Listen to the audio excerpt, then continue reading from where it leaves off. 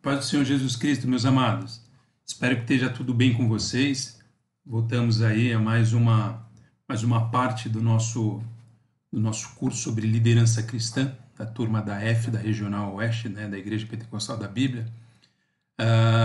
E nós vamos dar continuidade aí, falando sobre esse tema tão importante, né, e que precisa de fato ter um preparo. E eu acho que ele é tão importante que esse preparo ele precisa ser constantemente reavaliado, a gente precisa redebruçar em cima dos riscos que nós corremos como líderes cristãos, né? Nós temos um objetivo, nós temos um chamado de Deus, nós temos uma grande responsabilidade dentro do reino de Deus, né? E tudo isso é rodeado de uma série de ameaças, né? E dentre essas ameaças está o fato da gente acabar se perdendo no meio do caminho, no nosso papel, nas nossas responsabilidades, o que de fato nós precisamos fazer, qual é a nossa participação no todo. Deus nos chama muitas vezes para cuidar de um pedaço muito pequeno da sua obra, né? E às vezes, pela dimensão da obra, nós muitas vezes deixamos de fazer aquilo que nós fomos chamados para fazer outras coisas que talvez você ache que é mais simples, que dá menos dor de cabeça, que possa te garantir algum benefício extra, né? Enfim, acho que tem uma série de coisas, uma série de pontos que acaba criando algum tipo de risco para nós no desenvolver da nossa responsabilidade, do nosso chamado como cristãos, como servos de Deus e também como líderes, porque nós somos, querendo ou não, para muita gente nós somos espelho, né? São pecadores avaliando pecadores. Dentre esses pecadores tem aqueles que vão te considerar ou te consideram como líder, outros não vão te considerar. Mas o fato é, todos nós temos a mesma limitação, ou seja, todos nós somos pecadores e por isso nós temos falhas, nós temos dificuldades, nós temos pontos fortes, nós temos pontos fracos, né? Muitas coisas nós já superamos, outras estamos ainda por superar, e acho que é um trabalho que ele não para, né? A parte importante que nós precisamos considerar nisso é que Deus ele nos chamou. E quando Deus nos chamou, Ele conhece, Ele sabe das nossas limitações, mas como nós vimos na aula passada, se eu não me engano, no caso de Elias, e tem um texto na apostila que diz que Deus, Ele talvez não esteja muito preocupado com o que nós somos hoje, mas na verdade Ele nos usa, ou seja, Ele não nos usa pelas nossas condições atuais, mas Ele nos usa por aquilo que Ele mesmo vai fazer. Ele nos prepara, Ele nos capacita, Ele nos dá as ferramentas, tudo vem dEle. Como o reino é dEle, é para Ele e por Ele, nós somos tão somente instrumentos, né?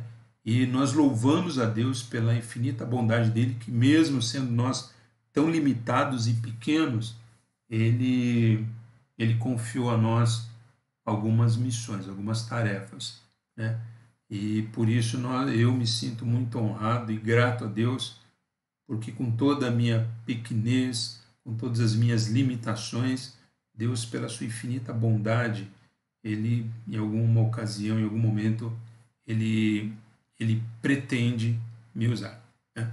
Então vamos lá. Nós falamos na semana passada sobre, ou nas outras semanas, sobre a questão de convicção, e até na semana passada nós falamos sobre confrontação.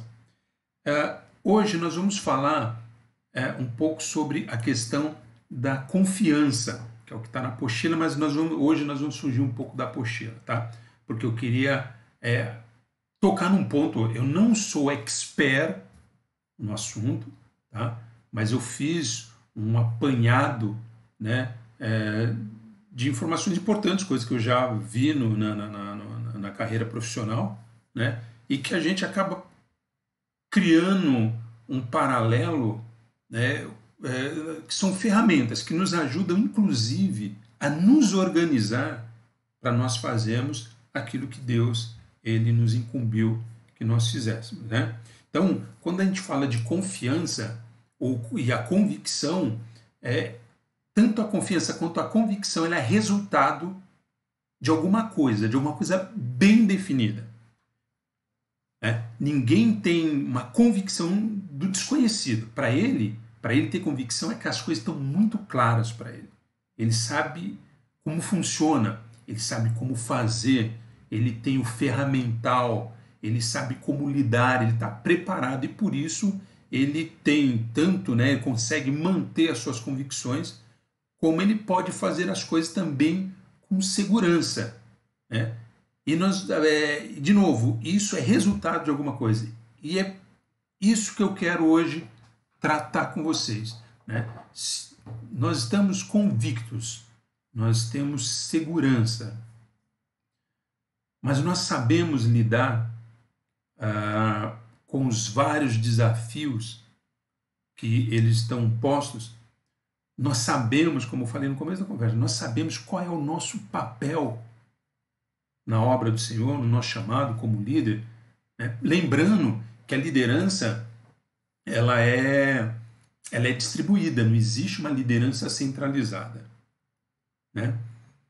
E por ela não ser centralizada, por Deus ele contar com pessoas, mas ele dá responsabilidade a pessoas, a homens, né?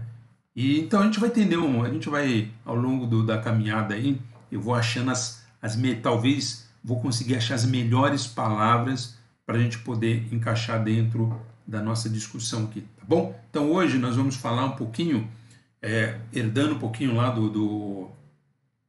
da carreira, né, do mundo corporativo, nós vamos falar sobre planejamento estratégico. E aí vocês vão ver aonde nós vamos chegar com isso dentro do reino. Aqui nós estamos tratando sobre o reino de Deus, né?